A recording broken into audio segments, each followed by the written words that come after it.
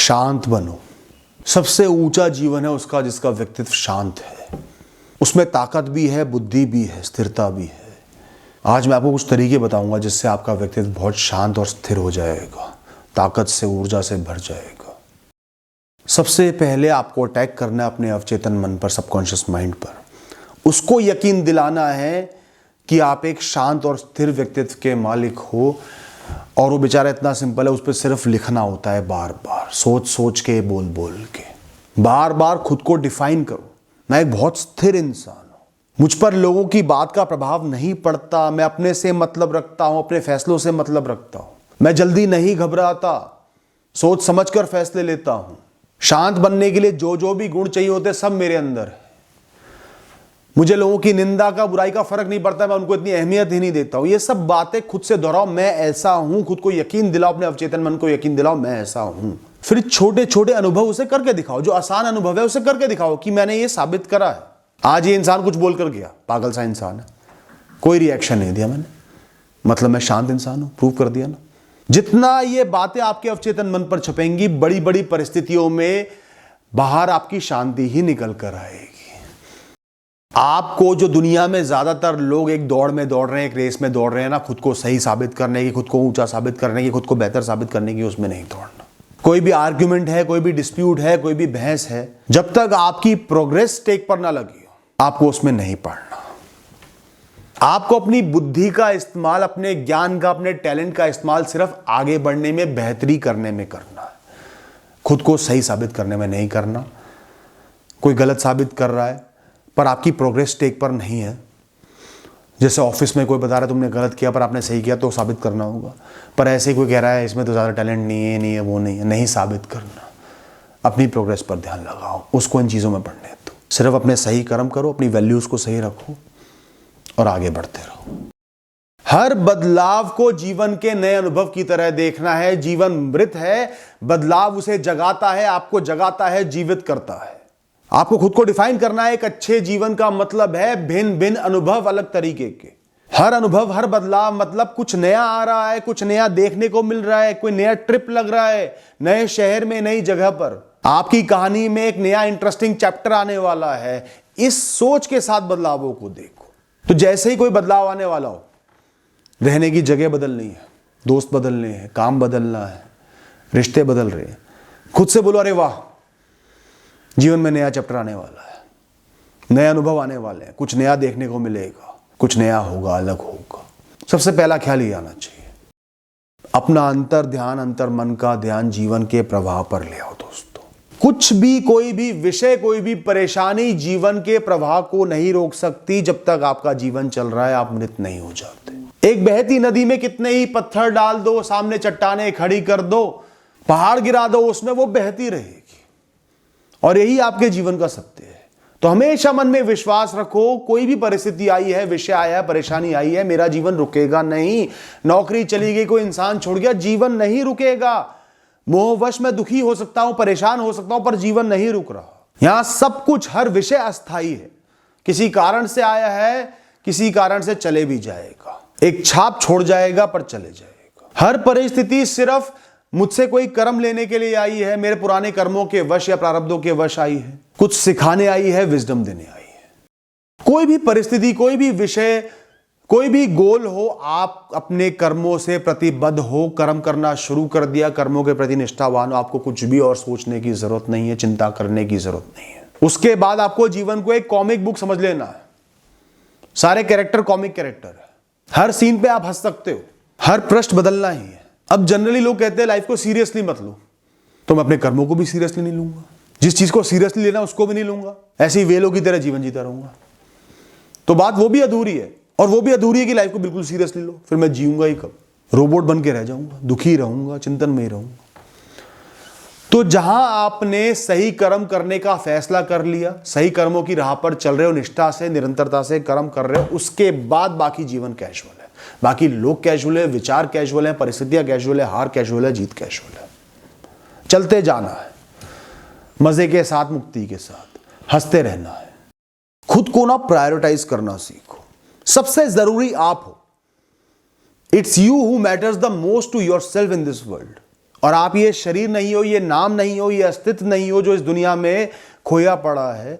आप वो हो जो इस शरीर को चला रहा है, इसको ऑपरेट कर रहा है, जो इसमें कुछ समय के लिए आया है। आप एक बुद्धि हो, एक इंटेलिजेंस हो। आपका जो सेल्फ है ना, जो मैं है, वो ये शरीर नहीं है, ये नाम नहीं है। वो या तो ईश्वर है, या आत्मा है, या ब्रह्मांड है, जो अपनी ऊर्जा से इस शरीर को चला रहा है, जिसका इस शरीर से कोई लेना देना नहीं है, सिर्फ चला रहा है। इसका कोई नुकसान उसे नुकसान नहीं कर सकता। वो तो सिर्फ खेल खेलने आया है इस शरीर के माध्यम से। ना उसे कोई जला सकता, ना उसे कोई हरा सकता, ना उसे कोई मार सकता, उसे कोई छू भी नहीं सकता। इस दुनिया के किसी विषय की, वस्तु की, इंसान की औकात नहीं है कि उसे छू भी दे। उस पर अपना ध्यान केंद्रित करो, खुद को वो समझो। अगर आपकी जेब खाली है, आज कपड़े फटे हुए हैं और किसी करोड़पतियों के ग्रुप के बीच में खड़े हो ना, तो भी आपका जो असली मैं है, जो अस्तित्व है, वो उन सबसे बहुत ऊंचा है, वो उसे छू भी नहीं सकते। तो खुद को उनसे नीचा क्यों समझना? स्थिर रहो, सर ऊंचा करके ही बातें करो।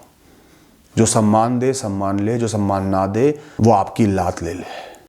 इस बात को हमेशा ध्यान रखना, जितना तेजी से रिएक्शन दोगे किसी भी परिस्थिति का, विषय का, सिचुएशन का, उतना ही वो ऑटोमेटेड होगा। आपकी बुद्धि का, आपकी इंटेलिजेंस का उसमें कोई रोल नहीं होगा।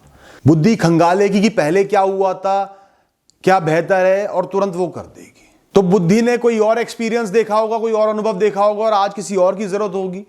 हर विषय, हर परिस्थिति अलग होती है, बिल्कुल अलग होती है, जटिल होती है। तो ज्यादा चांसेस है कि कोई गलत एक्शन ले लिया जाए। तो कोई भी परिस्थिति, विषय जब भी आपके सामने आता है, आपकी इंद्रियों के पास आता है, बहुत जरूरी है कि वो आपकी बुद्धि तक पहुंचे, जो सही जजमेंट कर पाए, डिकोड कर पाए ये असली में है क्या, और फिर मिक्स करके फैसला ले पाए कि इसके लिए क्या सही है। गुस्से का मतलब गुस्सा नहीं, थप्पड़ का मतलब एकदम थप्पड़ नहीं, किसी ने कुछ सुनाया उसका मतलब एकदम सुनाना नहीं होता। सोच के क्या सही है, क्या बेहतर है, वो करना है। इसके लिए आपको थोड़ा धीमा होना पड़ेगा, जो आपका स्थिर होने में, समझदार होने में मदद करेगा।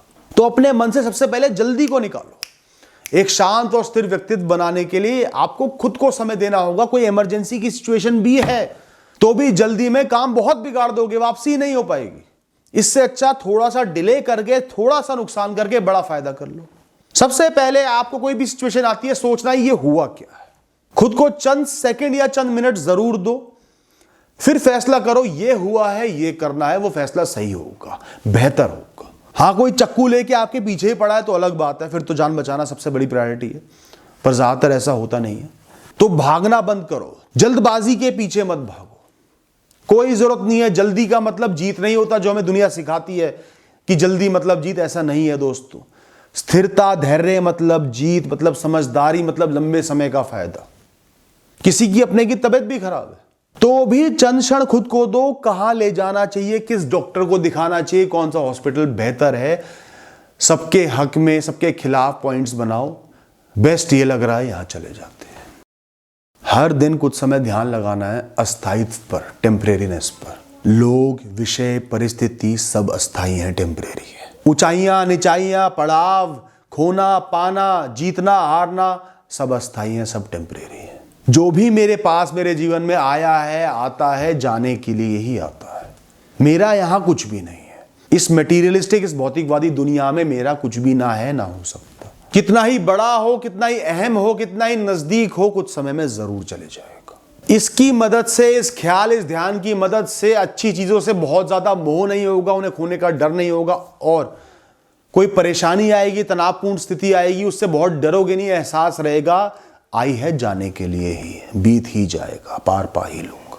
A stressful situation of today is nothing but a faded memory of tomorrow. Rejection को अपनाना सीखो। आप और आपके ख्यालों को सब लोग नहीं अपनाएंगे। सबके अलग विचार है, अलग जीवन है, अलग सोच है, अलग परिस्थिति है, जीवन जीने के तरीके अलग हैं। सब आपको नहीं अपना सकते। चाहे आप कितना ही सत्य बोल रहे हो, कितना ही अच्छा बोल रहे हो, सब नहीं अपनाएंगे।